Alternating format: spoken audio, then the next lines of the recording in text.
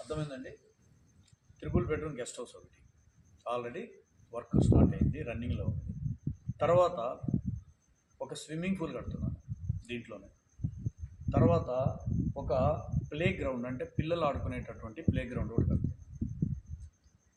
తర్వాత దీంట్లోనే ఒక 100 మంది కూర్చొని మన ఇంట్లో ఏదైనా చిన్న చిన్న ఫంక్షన్లు ఉంటే చేసుకునేటటువంటి కెపాసిటీ కలిగినటువంటి ఒక 2 మినీ ఫంక్షన్ హాల్స్ కట్టాలి.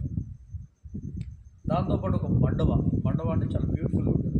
ఎప్పుడన్నా వచ్చినప్పుడు మన ఫ్యామిలీ తోటి కూర్చొని చైర్లు గిల్లేసుకుంటే కూర్చొని సార్ నాకు మాట్లాడుతుంది, అట్లా ఒక మండవ బ్యూటిఫుల్గా ఉంటుంది అండి. అది కేరళ టైప్లో ఉంటుంది. తర్వాత గార్డెన్, ఇంకా గార్డెన్ అంటే అందమైనటువంటి చెట్లు, ఆహ్లాదకరమైనటువంటి వాతావరణం. ఆ విధంగా ఈ 1 ఎకరాలో ఇది రేపు సమ్మర్కి రిలీజ్ చేస్తాం సార్. అర్థమైంది సార్. సమ్మర్ అంటే మార్చి నుంచి సమ్మర్ స్టార్ట్ అవుతుంది, అవునా కాదు? సమ్మర్ కల్లా దీన్ని కంప్లీట్ చేస్తాం. ఇది ఒక 3 రూపాయలు ఖర్చు పెట్టి ఒక 100 సెంట్లలో దీన్ని మేము కంప్లీట్ చేస్తాం.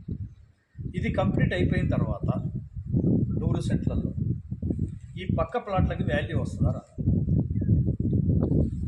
ఏ సార్?